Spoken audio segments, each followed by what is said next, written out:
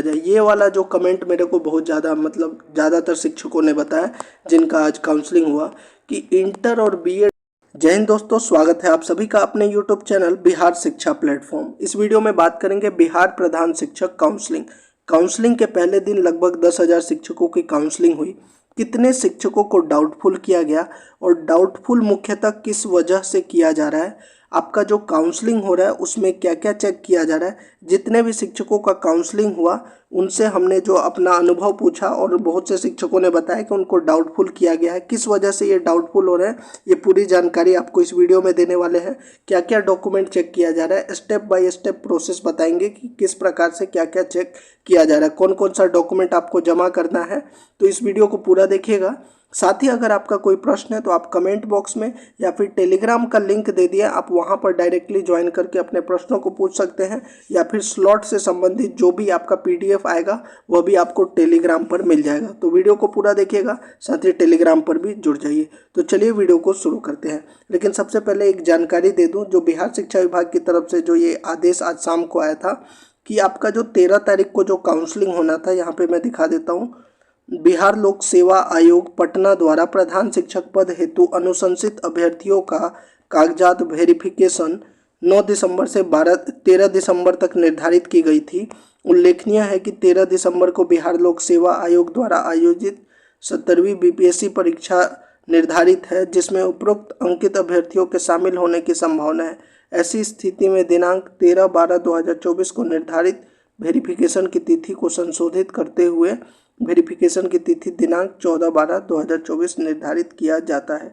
इसे इस हद तक संशोधित समझा जाए, उपरोक्त अंकित आदेश की शेष कंडिकाएं यथावत रहेंगी। इसमें सक्षम पदाधिकारी का अनुमोदन प्राप्त है। पंकज कुमार, निदेशक प्राथमिक शिक्षा।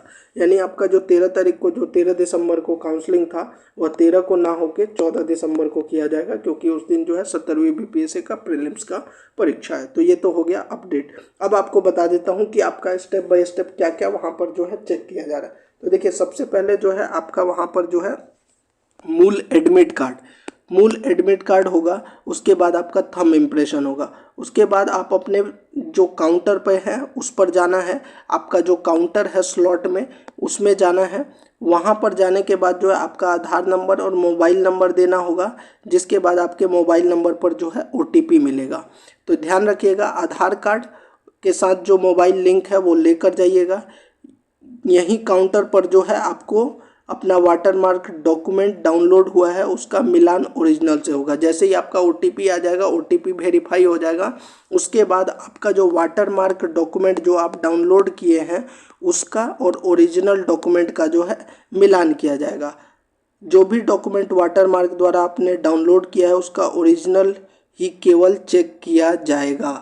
मतलब आपने जो वाटरमार्क डॉक्यूमेंट जो डाउनलोड किया है, मतलब आपने जब फॉर्म भरा था जो आपने अपलोड किया है और अब आपने जो डाउनलोड किया है उसका और ओरिजिनल का ही बस वही डॉक्यूमेंट चाहिए, बाकी कुछ एक्स्ट्रा डॉक्यूमेंट नहीं चाहिए।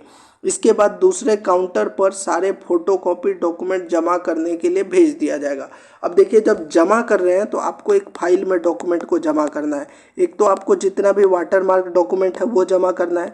इसके अलावा जो टेट का जो सर्टिफिकेट था, जो आप लोग कह रहे थे, लगातार कमेंट कर रहे थे कि ये तो अपलोड किया ही नहीं था, तो आपने अपलोड नहीं किया है तो इसका जेरोक्स कॉपी और 100 मतलब कि इस पे जो है अपना हस्ताक्षर होना चाहिए, प्लस में पासबुक या कैंसल चेक का कॉपी के साथ में जो है इसको जमा करना है। मतलब दूसरे काउंटर पर आपको फिर जमा करना पड़ेगा।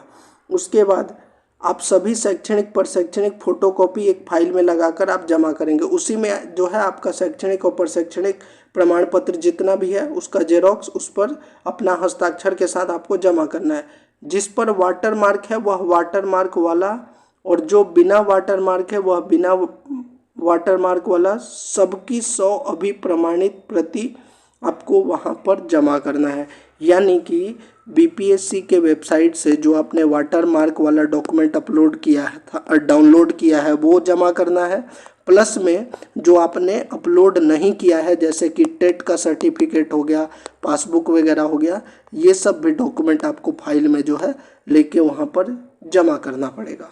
ये हो गया डॉक्यूमेंट से संबंधित जो वहाँ पर देखा जा रहा है। अब बात कर लेते हैं जो डाउटफुल किया गया है बहुत से शिक्षकों का। ये जो कमेंट आया है वो देखिए, एक शिक्षक ने कमेंट करके बताया कि एक्सपीरियंस सर्टिफिकेट में डाउटफुल कर दिया गया।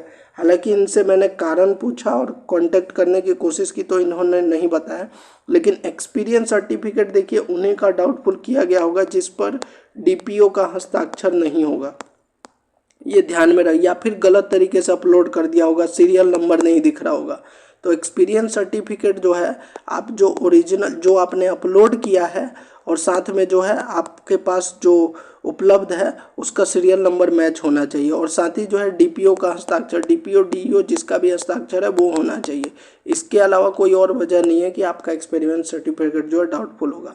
इसके अलावा जो इंटर वालों को नहीं लिया जाए, ये वाला जो कमेंट मेरे को बहुत ज़्यादा ज़्यादातर शिक्षकों ने बताया जिनका आज काउंसलिंग हुआ कि इंटर और बीएड वालों को डाउटफुल किया जा रहा है। अब यहाँ पर प्रश्न है कि क्या जिनको डाउटफुल किया जा रहा है उनका आगे काउंसलिंग होगा या नहीं, तो बिल्कुल होगा। जैसे आपने सक्षमता परीक्षा का काउंसलिंग देखा था, उसमें भी बीएड वालों को जो है डाउटफुल कर दिया गया था, लेकिन दोबारा जब काउंसलिंग हुआ तब उनको जो है सक्सेसफुली काउंसलिंग करवा दिया गया।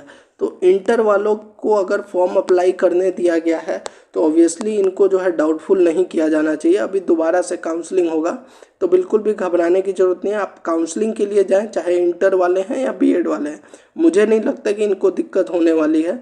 शुरू में इन्होंने डाउटफुल किया है, लेकिन बाद में जो है जब दोबारा काउंसलिंग होगा, दोबारा 100% आपको बुलाया जाएगा, तब जो है डाउटफुल वालों को शायद ठीक कर दिया जाए। इसके अलावा एक कमेंट प्राप्त हुआ कि मैंने सभी सर्टिफिकेट फॉर्म भरते समय लोड किया था, वाटरमार्क का 3 ही सर्टिफिकेट लोड दिखा रहा है, जिसके चलते मेरा काउंसलिंग नहीं हो पाया। ये मामला अरवल ज़िला का है। तो ये बता रहे हैं कि अरवल ज़िला में जो इनका शायद डॉक्यूमेंट अपलोडिंग में कोई गलती हो गई है, इसलिए इनका काउंसलिंग नहीं हो पाया।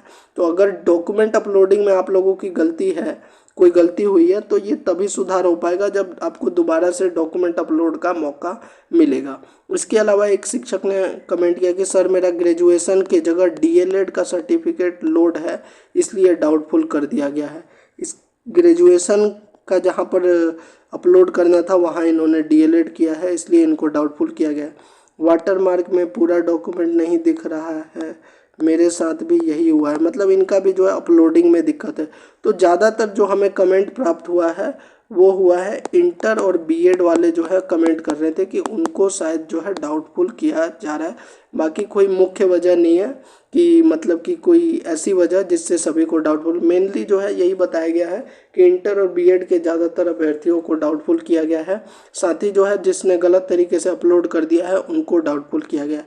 बाकी जितने भी जिनका सफलतापूर्वक काउंसलिंग हो गया उन्होंने ये बताया कि आसानी से जो आपने अपलोड किया है, अगर वो सारे डॉक्यूमेंट ओरिजिनल से मैच हो रहे हैं, सभी सीरियल नंबर वगैरह सब कुछ दिख रहा है, ओटीपी आ रहा है आधार पे, तो आपको कोई दिक्कत नहीं होगा, आपका आसानी से काउंसलिंग हो जाएगा। और एक चीज़ और मैं बता दूं, अगर आपको डाउटफुल किया गया है तो इसमें भी कोई घबराने की ज़रूरत नहीं है। पहले भी 48,000 शिक्षक सक्षमता में काउंसलिंग थे, यहाँ भी अगर आपको डाउटफुल किया गया है, लेकिन अगर आपका डॉक्यूमेंट सही है, बस कहीं मिस्टेक हो गया है थोड़ा बहुत नेम में, स्पेलिंग में या फिर डॉक्यूमेंट अपलोड में, तो निश्चिंत रहिए, आपका दोबारा जब काउंसलिंग होगा तो कुछ ना कुछ कोई ना कोई तरीके से जो है काउंसलिंग कर लिया जाएगा। बस शर्त यह है कि आपका डॉक्यूमेंट सही होना चाहिए, फर्जी नहीं होना चाहिए।